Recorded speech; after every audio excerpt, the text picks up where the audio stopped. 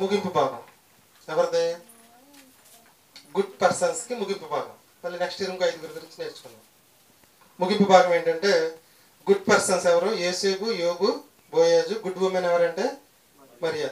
ఈ సంవత్సరానికి ఈ 4 జీవితాలు మనకి సరిపోతాయని నేను అనుకుంటున్నాను. గుడ్ పర్సన్లో మనం ఉండగలమా ఉండలేమ్మా?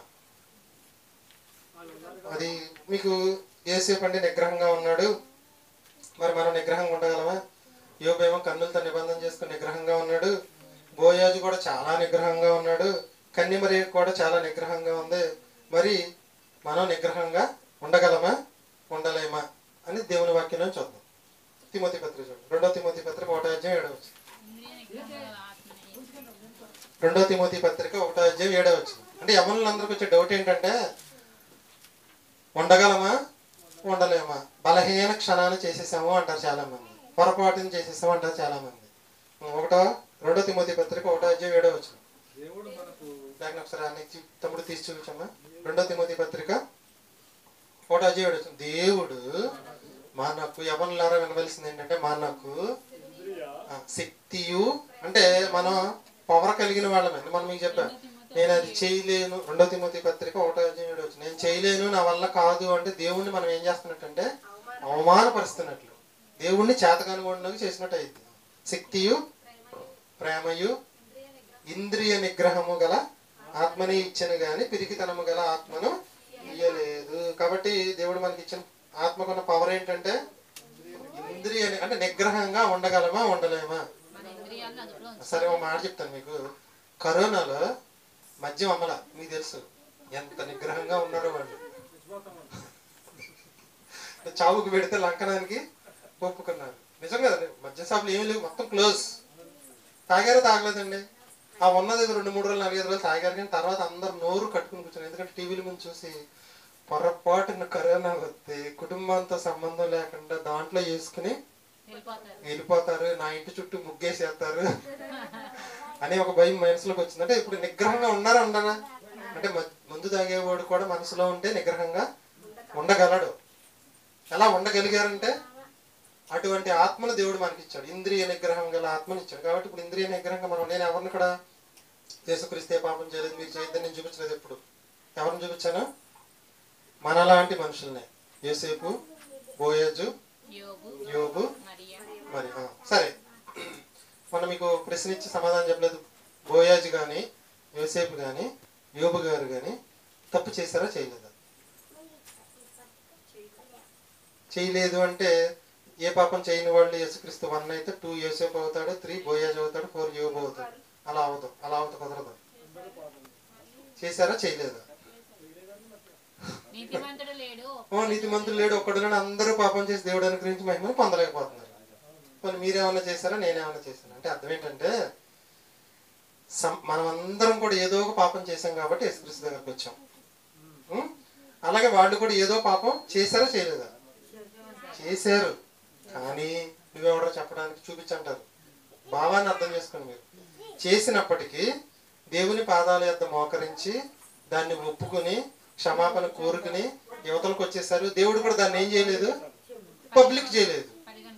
దేవుడు దాన్ని పబ్లిక్ చేయడం అంటే బైబిల్లో రాయించాడు అనుకోండి, పబ్లిక్ చేసినప్పటికీ మరణకరము కాని పాపాన్ని మరణకరమైన పాపంగా చేసుకోకుండా, మరణకరము కాని పాపంగా ఉన్నప్పుడు దాన్ని వదిలించేసుకుని సమాజానికి బయటపడకుండా దేవుని దగ్గర ఒప్పుకొని చిన్నగా ఉన్నప్పుడే పొరపాటుని ఏం చేశారంటే పొరపాటుని సరి చేసుకుని పాపాన్ని తుంచేశారు. కానీ దావీదు గారు ఏం చేశాడంటే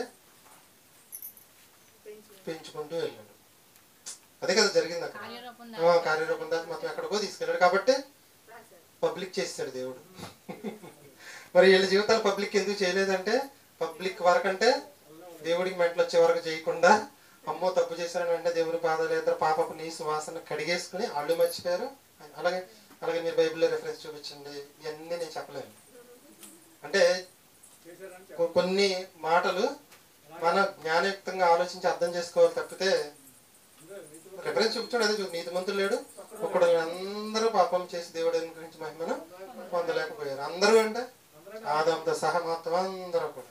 కానీ వీళ్ళందరూ ఏం చేశారంటే భక్తులందరూ కూడా జాగ్రత్త పడి దేవుడు వాళ్ళ పాపాన్ని పబ్లిక్ చేయకుండా సింపుల్గా పరణకరం కాని పాపంగా ఉన్నప్పుడు ఏం చేశారంటే తప్పించేసుకున్నారు. ఇప్పుడు యోబు గారు ఏమైనా పాపం చేశారా? చేశారని చెప్పడానికి ఏమి ఉండదు. అంటే అర్థం ఏంటంటే దాన్ని మళ్ళీ పబ్లిక్ కావకుండా, రెండోది మరణకరము అయ్యే పాపంగా మారకుండా చిన్నగా ఉన్నప్పుడు దేవుని క్షమాపణ అడిగి దాని యొక్క క్షమాపణ కోరుకుని దాని నుంచి బయటకు వచ్చేసి నీతి న్యాయాలతో ఉన్నారని అర్థం. అర్థమైంది? అపార్థం చేసుకుంటారు మీరు కూడా? అర్థమైంది. ఓకే. తర్వాత ఇప్పుడు వీళ్ళందరూ ఇంద్రియ నిగ్రహంతో ఉన్నారు. ఇంద్రియ నిగ్రహంతో ఉన్నవారిని చూపించాడు. ఎవరిని చూపించాడు? యోసేపు చాలా ఇంద్రియ నిగ్రహంగా ఉన్నాడు. బోయాజు కూడా ఇంద్రియ నిగ్రహంగా ఉన్నాడు. యోబు గారు కూడా, కన్యమరియ కూడా చాలా నిగ్రహంతో ఉంది. మరి వీళ్ళని కూడా పబ్లిక్ చేశాడు దేవుడు. ఎవరిని? యోసేపుని పబ్లిక్ చేసి, పబ్లిక్ చేయడం అంటే అందరికీ తెలిసేటట్టు ఎలా చేశాడు? గొప్పగా చూపించాడు. పబ్లిక్ గా గొప్పగా చూపించాడు. వీళ్ళు పబ్లిక్ గా చేసిన పాపాలు రాకుండా వీళ్ళు ఏం చేశారంటే దేవుడి దగ్గరికి వెళ్ళి క్షమాపణ అడిగి అక్కడికి అడిగేసుకుని దేవుడు అన్ని అనుమానం వేసేసుకున్నాడు. కాబట్టి వీళ్ళు ఇంత నిగ్రహంగా ఉంటున్నారు కాబట్టి వీళ్ళ గురించి పబ్లిక్ చేయాలని దేవుడు ఏం చేశారంటే బైబిల్ గ్రంథంలో సన్నివేశాన్ని రాయించడం అనేది జరిగింది. కాబట్టి చెప్పండి, ఆడవాళ్ళు వాళ్ళ కన్యత్వాన్ని కాపాడుకోవాలి, పురుషులు కూడా వాళ్ళ యవ్వన జీవితాన్ని చాలా జాగ్రత్తగా కాపాడుకోవాలి. యవ్వనంలో ఉండవలసింది ఏంటంటే ఇంద్రియ నిగ్రహం. ఇంద్రియ నిగ్రహం. ఒక కూరను 4 రోజులు తినకుండా ఉండగలరా? అంటే నిగ్రహం ఉందా లేదా? ఏదైనా మనం చెయ్యగలం. శక్తియు ప్రేమయు ఇంద్రియ నిగ్రహం గల ఆత్మను దేవుడు మనకి ఇచ్చాడు. ఏ ఆత్మను ఇవ్వలేదంటే పిరికితనము గల ఆత్మను ఇయ్యలేదు. కాబట్టి నిగ్రహంతో ఉండగలమా ఉండలేమా? ఉండగలము. ఈ సంవత్సరానికి మీకు ఈ 4 గుడ్ పర్సన్స్ గురించి తెలుసుకుని నెక్స్ట్ ఇయర్ ఇంకో కొంతమంది గుడ్ పర్సన్స్ గురించి తెలుసుకుందరు. కానీ మీకు 5 భాగాలు అయినాయి.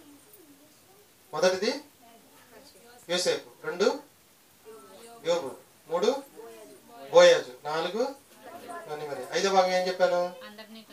ఇంద్రియ నిగ్రహము గల ఆత్మనే దేవుడు మనకి ఇచ్చాడు. కాబట్టి మనం అందరం ఇంద్రియ నిగ్రహంతో ఉండగలం. ఉండగలగాలంటలే నేను, ఉండగలం. కాబట్టి ఉందాం. ఇంద్రియ నిగ్రహంగా ఉంటే ఏ పాపం అనేది మనం చేయలేము. ఇంకోటి ఏం చెప్పుకున్నాం మనం? ఒకసారి ఆఫ్ చేసాం. ఇంకా 1/4 గంట ఉందండి.